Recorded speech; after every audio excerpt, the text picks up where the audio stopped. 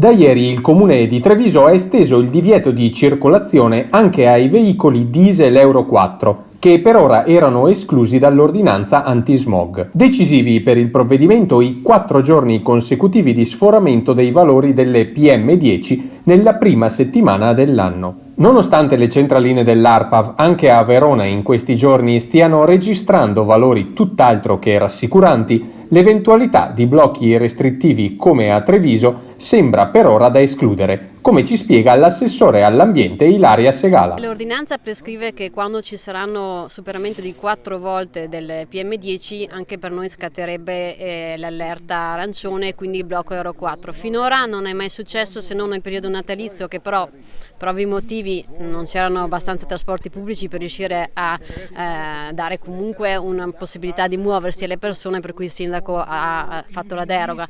Adesso in questo momento, visto anche dal punto di vista meteo che sono previste comunque delle raffiche di vento, forse speriamo Verona non capiterà, non incorrerà in questo blocco. Noi lo speriamo anche perché finora siamo stati gli unici fortunati in Veneto a non dover incorrere in questo blocco.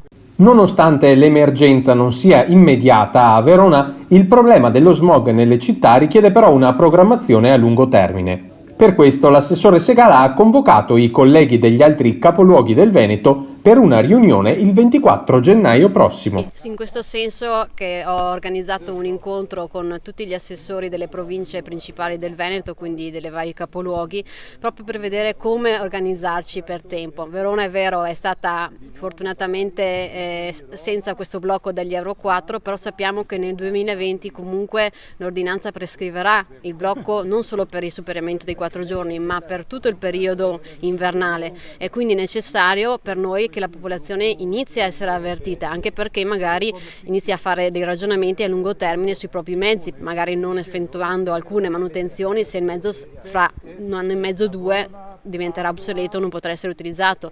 Ci preme chiaramente partire con un certo anticipo su questo.